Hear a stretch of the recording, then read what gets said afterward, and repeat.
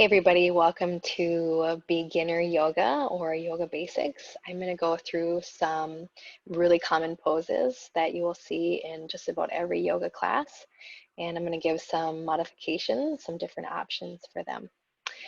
For this class, I do recommend having blocks handy, maybe even pillows or a folded up blanket. So let's go ahead and begin on our mat in child's pose. In child's pose, I'm going to show kind of the full version, and then I'm going to give you the options. So in child's pose, you can play around with how wide you want your knees. You can have your knees at least as wide as your hips, if not a little bit wider, or you can have them more narrow. When you have them wider, it allows more space for your belly. Your big toes come into touch, and then you sit your heels on, or you sit your hips on your heels. The chest and the belly drop towards the floor. And I like to have the elbows flared out to the sides. This allows the shoulders to be a little bit more relaxed. And in our practice, we are breathing in through the nose and out through the nose. This is child's pose, and then I'm going to show how you can modify or take some different options. So first I'll show with the block. So one option that some people like is to just have your forehead on a block. Is a nice variation. And then another choice, if you're really feeling your knees and your ankle joints, you want a little bit of space, you can put a block underneath you and sit on that, and then bring your forehead down. So that's an option to give yourself some more space in the knees and the ankle joints. Another choice is to use a blanket or even some pillows. I'm going to show you having a blanket underneath the knees is always just really nice, because who doesn't like a little bit more cushion? And also in terms of the mat that you're using or the style of mat, I prefer two mats myself, just because I like more cushion for everything. In your child's pose, you can be on a blanket, and then if you want some more space in between your thighs and your calves, you can grab a pillow or two pillows and kind of put them underneath there, and then bring the chest and the belly down towards the floor, widening out the elbows. So you can kind of play around with these variations and then find what works for you.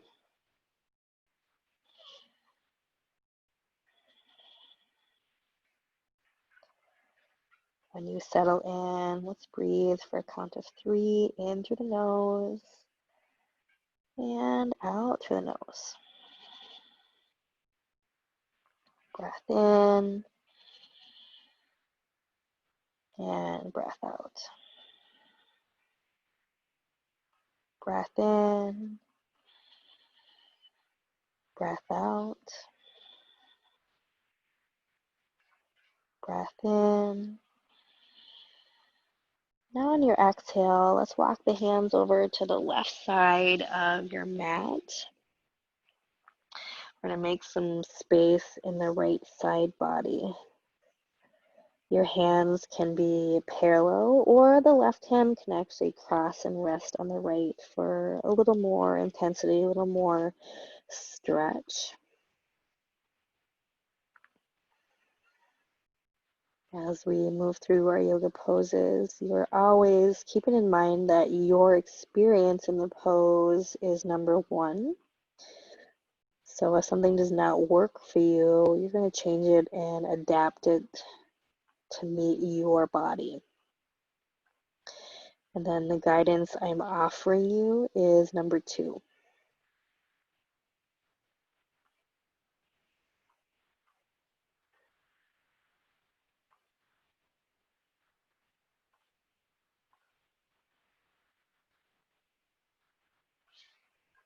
Take a breath in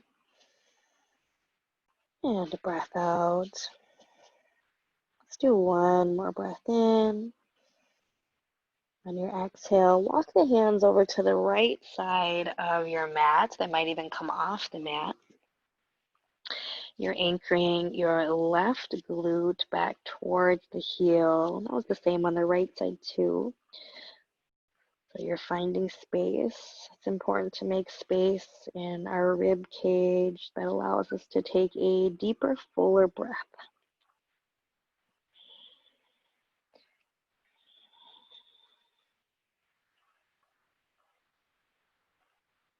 Remember, your hands can be parallel or the left hand can cross and rest on the right.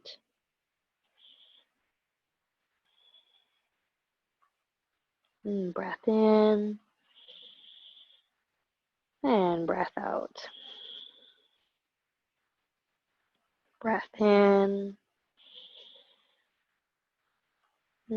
breath out. One more breath in.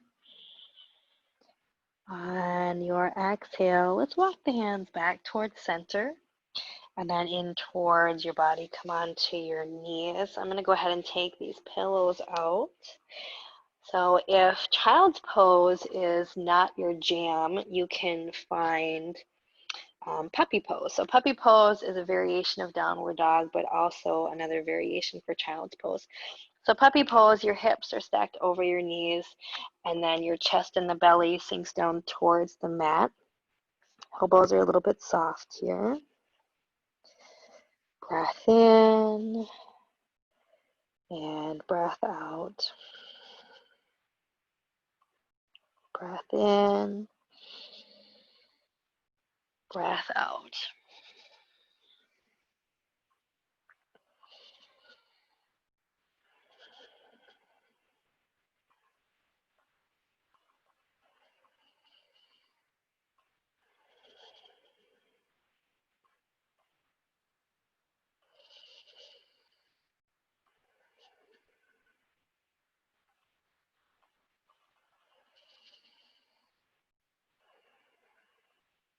Part of our yoga practice is becoming more aware of what's happening in our body.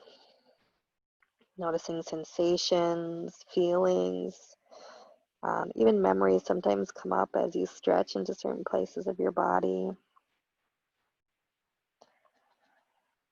Take a breath in, and on your exhale, come into a table. In your table, stack your hips over your knees and your elbows over wrist. I'm going to stay on the blanket because I just think it feels really nice on your knees, and why not have a little bit more cushion? We're going to move through a cat-cow, which is very traditional in pretty much every yoga class, and it kind of warms up the spine. In your table first, push the mat away so that you're not sinking into the shoulders. And then notice where the weight is in your hands. If you can see that your palms are lifting from the mat and you're sinking into the wrist, I want you to really press the tops of the palms into the floor and out through the knuckles. And that's anytime you're on your hands in a yoga pose. So if it's table pose or a plank or downward facing dog, you're consciously kind of pressing into the tops of the palms and then out through the fingers and down into each knuckle. You want to find even a little bit of lift out of your wrist. Another variation that you can take is to bunch up your mat and then press the bottoms of your palms on the bunched up part, and then the top of the palm is going to kind of go down on the descent of the slope, I would say, on your mat. That's another way that you can modify for your wrist. So we're going to flow through cat-cow. Draw your navel into your spine, zip the rib cage back together. So that means there's the bones in the front of your rib cage. You're consciously trying to bring them in a little bit closer. Push the mat away, keeping the engagement. Drop your belly and lift your chest. Widen through your collarbones, roll your shoulders back and down towards your tailbone. Your focal point is straight ahead. And you're still breathing in through the nose and out through the nose. Breath in, breath out.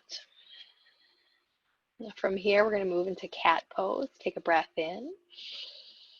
On your exhale, draw your navel into your spine. We're going to round, tuck the chin to the chest.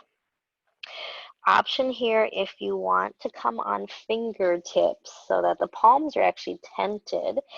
I like this variation because you can go a little bit deeper. You're rounding your back, drawing the navel in, chin to chest.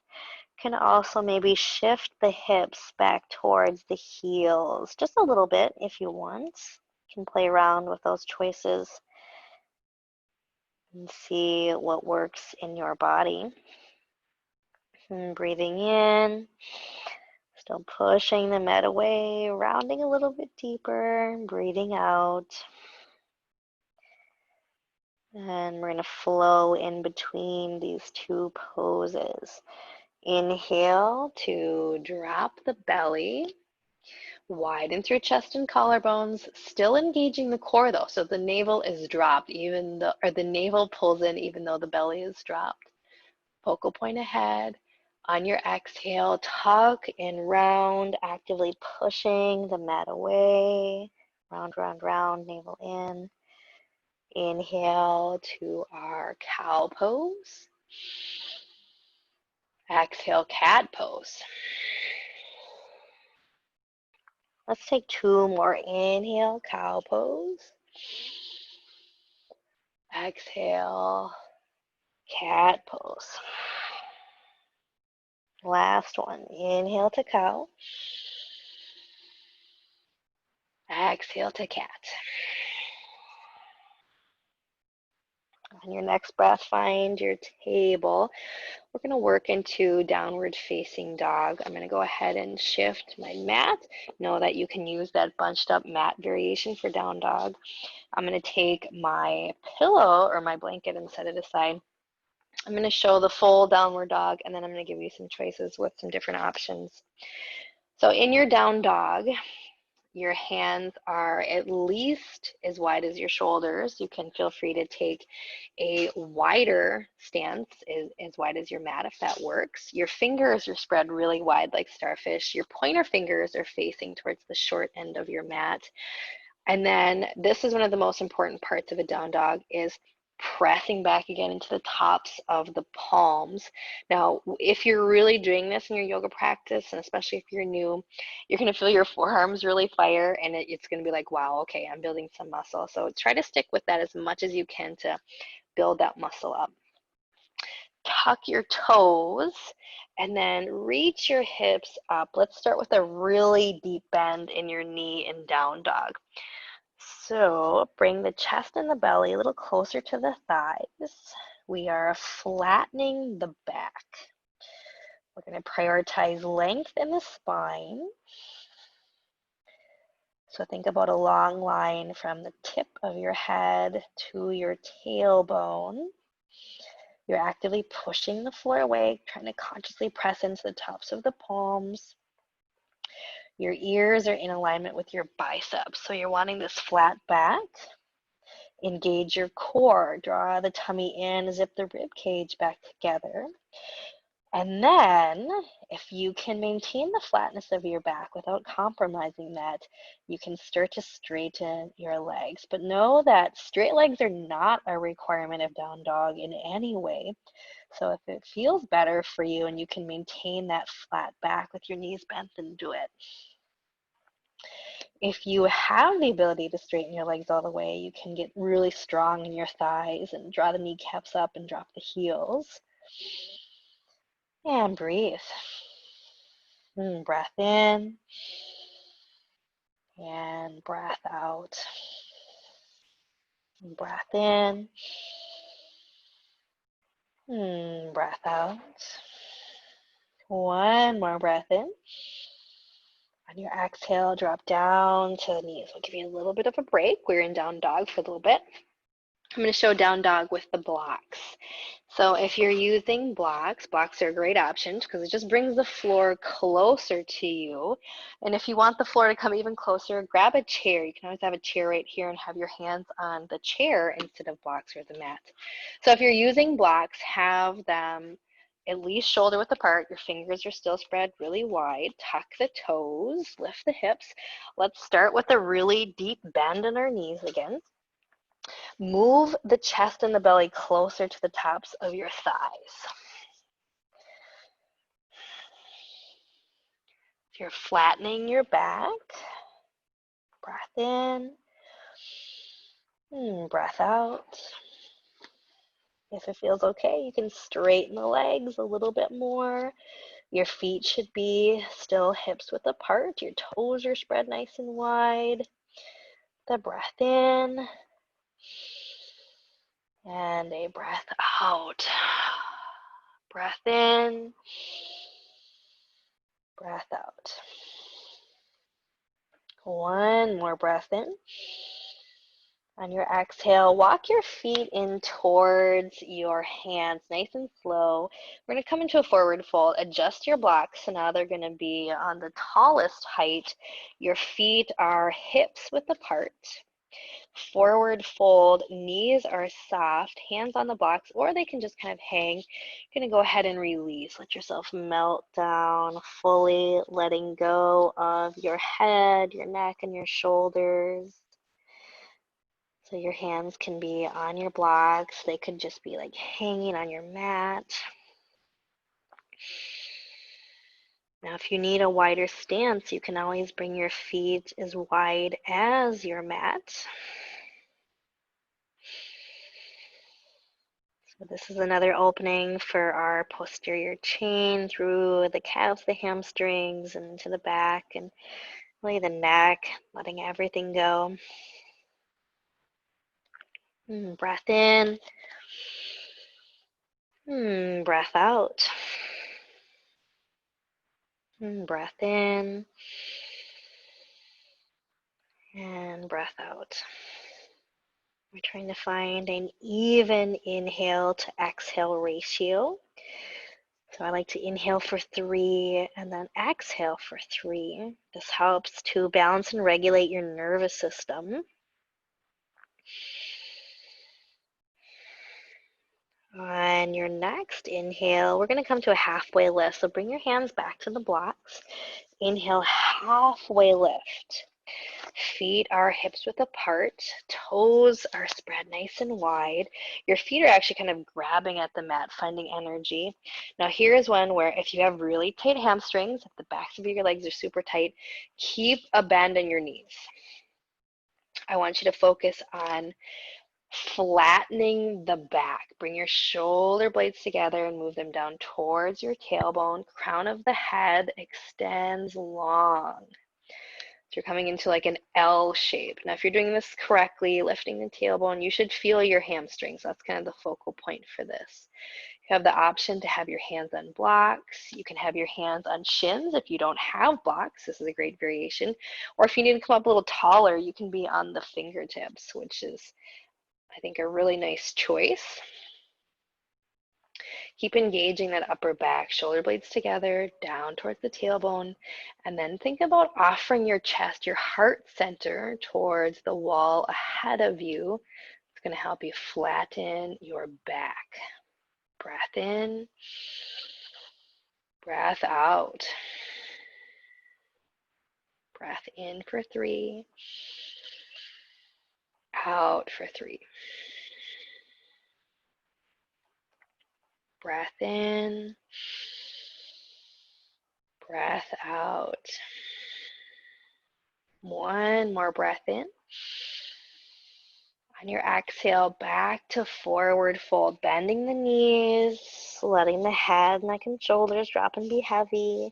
Hands can be on blocks or they can drop down to the floor. You choose. Breath in and breath out. The last pose we're going to make our way into is a mountain pose. Take a breath in. On your exhale, with soft knees, start to roll up. Pull your navel in, tuck your chin to your chest, rolling up nice and slow. At the very top of your mat, we're going to find mountain pose. I like to find mountain pose with a block. If you don't have a block, don't worry about it. So for our mountain pose, our feet are about hips width apart. You're going to bring the block in between the thighs. Starting from the ground up, toes are spread nice and wide, and then they're actually kind of grabbing at the floor. Your kneecaps pull up towards your hips. Squeeze your blocks, so your inner thighs and outer hips are turned on. Draw your navel into your spine, and then your tailbone lengthens down towards the earth. So I'm gonna do that again. Lengthens down, so there's like a little tuck of the tailbone. Shoulders drop, and then the front ribs, that rib cage comes back together. So think about the very front bones of your rib cage, and then you bring them back together using the strength in your core. Go ahead and close your eyes if you'd like. Maintain all of this engagement. So feet grabbing at the mat, kneecaps pulling up to hips, blocks squeezing, navel in, rib cage together, shoulders melt down. Palms are facing forward. This is mountain pose. Mountain pose is kind of like the baseline in many yoga classes. You'll come back to it frequently, kind of like you come back to downward dog very frequently. Breath in and breath out. One more breath in and breath out. Go ahead and take your block out. Come back to the top of your mat. I'm just going to kind of move us through all the poses that we just did. These are all really classic yoga poses. Let's take a breath in, feet hips width apart, knees a little soft, strong in our core. Exhale to roll down. Tuck your chin, draw your navel into your spine. Start to roll down vertebrae by vertebrae. At the very bottom, letting the head, the neck, the shoulders drop and be heavy. Option for hands to be on the mat or on your blocks. Take a full breath in and a breath out. On your next inhale, come to halfway lift. Hands on the blocks or shins, option to be on fingertips. Remember, you're looking for that L shape. If you're not sure, you can check yourself out in the mirror. Common thing that happens is there's like a rounding of the back in this, and then you lose the stretch in your hamstrings and behind the legs. So offer your heart center to the wall ahead of you. Bring the shoulders together, melt them down. Extend the crown of the head long. Engage your thighs. Feet strong, grabbing at the mat. If you're doing this correctly, you should feel all of this opening from the back of the leg, kind of around that glute area. Breath in. Exhale, knees are soft. Now roll down, forward fold. From our forward fold, we're going to walk out into down dog. So plant your hands either on the mat or plant your hands on the blocks, either choice. And then slowly walk your feet into your down dog. Let's go back to that really bent knee version. This is a great variation. Chest and belly grabbing or reaching towards the thighs. Back is flattening. Actively push the mat away, pressing into the tops of your palms. Draw the navel in. Zip the rib cage back together. If there's space, straighten the legs. If not, hold it right here. Breath in. Breath out. One more breath in. On your exhale, we're dropping down into puppy. So drop the knees down to the mat. Feel free to grab your blanket if you want it. And then come into puppy. Hips stacked over knees, chest and belly gravitate towards the floor. Elbows a little soft, a little flared out to the side. Remember, puppy is a variation of child's pose or down dog. So if you don't like any of those poses, you can always kind of come to this space as your body starts to open, as you build strength.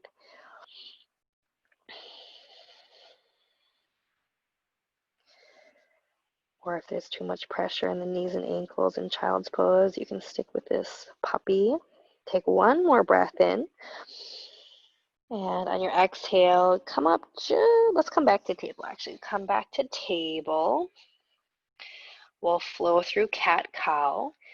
Draw the navel in, ribcage together, push the mat away, and then drop the belly, lift the chest, widen through collarbones. On your exhale, tuck and round, pushing the mat away, navel in, tuck, tuck, tuck, round, round, round. One more time, inhale, cow pose. Exhale, cat pose. Inhale, back to table. Widen the knees, bring the toes together, and then sit back in child's pose. Elbows are wide again. Feel free to grab your props. You can have the knees be on a blanket or pillows underneath the thighs or even a block under the forehead. Breath in and breath out. Breath in and breath out. On your next inhale, let's shift back to our table. So come back to table, and you're going to actually sweep the feet off to the side, sit on your butt. So probably the most important part of your yoga practice besides the breath is Shavasana. Shavasana is actually the end of a physical practice. So even though this is a very kind of quick, short beginner intro lesson, we're not going to skip Shavasana. So take your feet, plant them on the floor. Sit up nice and tall. Stack the shoulders over the hips. Take a breath in. And on your exhale, you're going to roll down to the mat with control. As much control as you've got today. Coming all the way to the floor. Send the legs long. Now in Shavasana, Shavasana is the end of a physical practice. It's the beginning of a mental or meditative practice if you choose. It can also be just the space to absorb the benefit of whatever you've just done for your body. I encourage you to get yourself really comfortable. So if you've got a pillow, grab it. If you like something under your knees, grab it. If you want a blanket, go for it.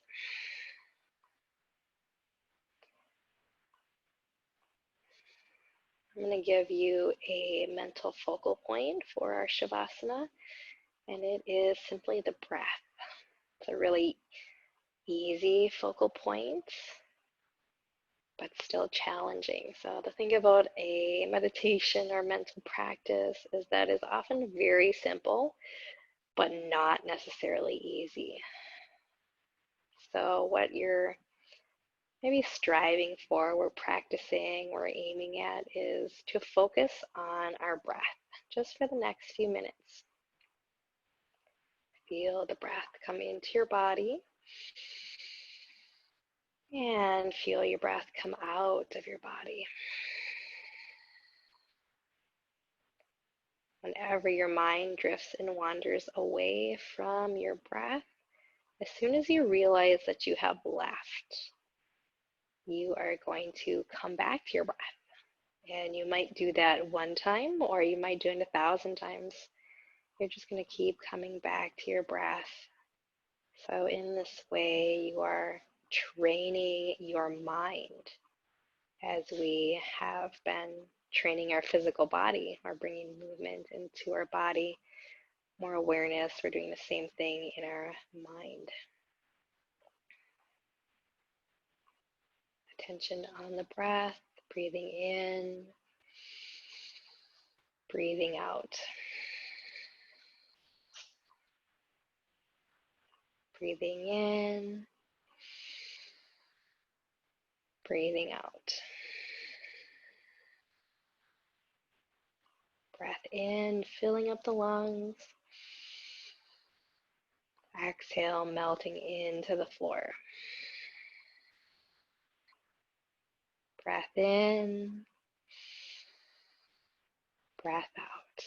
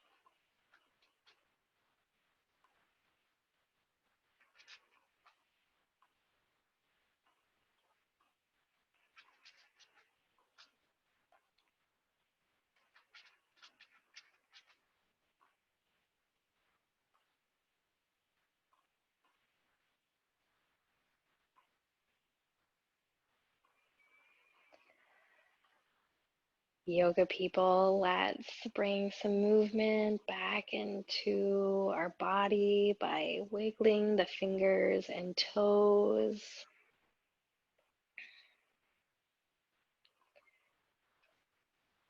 Slowly bend your knees, plant your feet on the floor. Press into your feet and lift your hips over to the right, maybe anywhere from 3 to 6 inches. And then roll into fetal child's pose. So you're rolling on the side.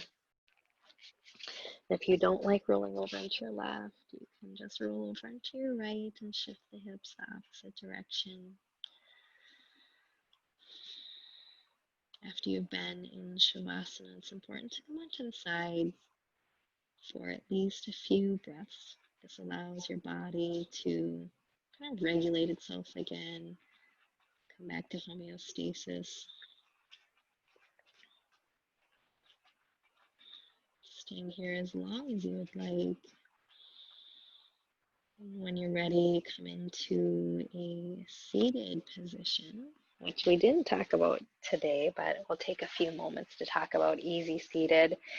So easy seated is not necessarily easy for many bodies, and especially men, and it really just depends on how your own bone structure is. So in easy seated, a lot of times you will see people with their knees way up. To make that a little bit easier, you can grab some pillows. So I like to grab one, sometimes even 2 pillows to give your hips some height. So when you're sitting on your pillows, you want to make sure that you're sitting more towards the edge of the pillows and not in the middle. And then you can cross the ankles. Or if that doesn't work for you, you could bring the soles of the feet together if that feels more accessible in your body. So easy seated, you can play around with that. Giving your hips some height over your knees will help kind of everything just to relax and open in a gentler way. To end our yoga practice, let's bring your hands together. We're actually going to rub the palms. And you build a little bit of heat between your hands. And you balance the brain out actually this way, the left and the right side. And then whenever you're ready, take your palms, bring them over your eyes, and let your head be heavy in your palms. Take a breath in and a breath out. And breath in and breath out.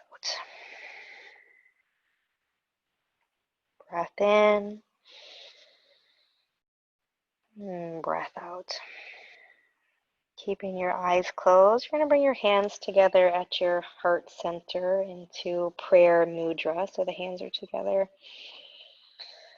And then flutter the eyes back open and lift the head.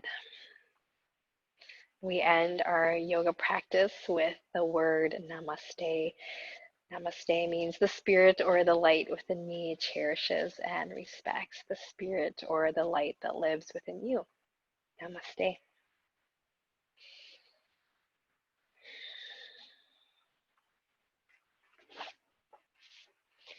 If you have any questions, go ahead and let me know. This was a very kind of intro class going through some very basic poses and ways to modify them. So if you have any questions, please email me, text me, let me know how it went. Thank you.